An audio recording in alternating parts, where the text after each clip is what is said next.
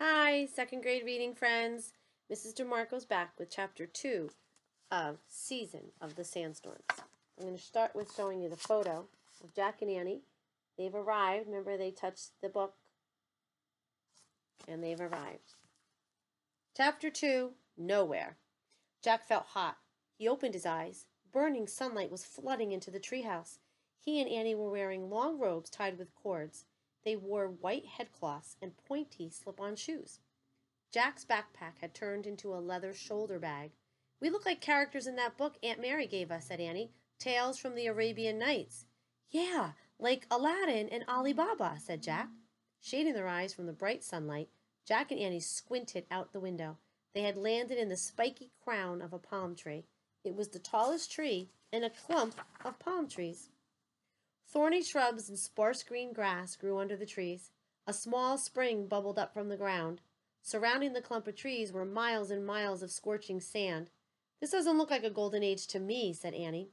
"Yeah, and where's Baghdad?" asked Jack. He picked up the research book and opened it to the first page, and he read aloud. From 762 AD to 1258 AD, the Arab world had a golden age. During that time, a ruler known as Caliph governed in an empire that stretched for thousands of miles. The capital of the Arab Empire was the city of Baghdad, an important center for learning and trade. Jack looked up. "So the Caliph is a ruler," he said, "and he probably lived in Baghdad." "Yeah, but how do we get there?" asked Annie. "Patience," said Jack. "Remember on our last mission, we learned that we have to do things in order, one thing at a time?" He read the first part of Merlin's instructions. "Ride a ship of the desert on a cold, starry night. Ride through the dust and hot morning light." "I wonder what a ship of the desert is," said Jack, looking up. "Well, whatever it is, I'm sure we'll find it eventually," Annie said slowly, as if she were trying to sound patient. "We could just sit here and keep an eye out for a big boat, or—" "Or what?" said Jack. "Maybe we can use one of Tutty and Kathleen's magic rhymes." "Not yet," said Jack. "Merlin said to use our magic wisely. We just got here. We only used 2 rhymes on our last mission, and we have only 8 left to divide between 3. Okay, Annie broke in. "We can only use a rhyme when there's absolutely nothing else to do, right?" "Right," said Jack. "So," said Annie, "what do you think we should do?" "We can start walking," said Jack. "Walk where?" said Annie. "Which way is Baghdad?" Jack looked out the window. Beyond the palm trees there was nothing but sand and sky. In the distance were lonely dunes. The desert was eerily silent. "We could, Jack couldn't think of anything else they could do. "We could look in the rhyme book," he said. Jack pulled the book of magic rhymes out of his pack. He and Annie read down the table of contents together. "Make a stone come alive," read Annie. "We did it on our last mission. We can't do that one again." "It wouldn't help anyway," said Jack. He looked at other rhymes. "Bend iron," he read. "We've already done that one too." "Turn into ducks," read Annie. She looked at Jack. "No," he said. "Mend what cannot be mended," read Annie. "Nothing needs mending," said Jack. "How about this one?" said Annie. "Make helpers appear out of nowhere." "Well," said Jack, "maybe." "Come on, it's perfect," said Annie. "That's where we are, nowhere, and we can sure use some helpers." "Okay," said Jack. "I'll read the line Teddy wrote. You read Kathleen's line in her Selkie language." "Okay," said Annie.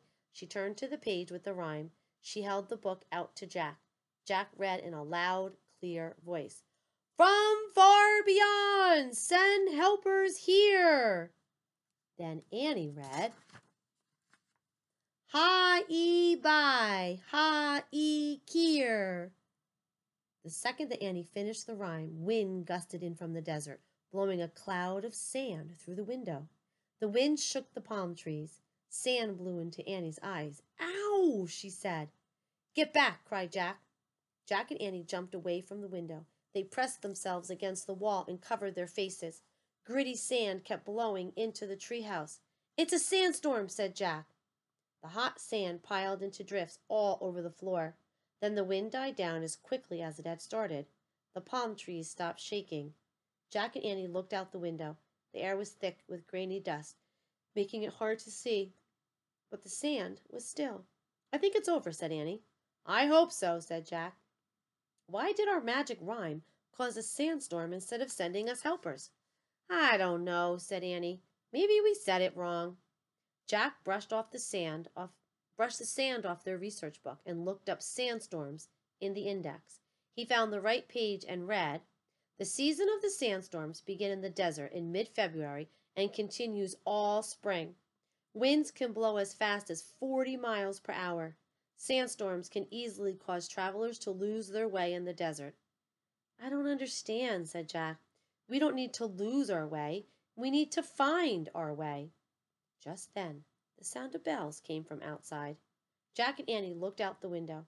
Through the haze, they saw 4 riders perched high on the humps of camels. The riders wore brightly colored robes.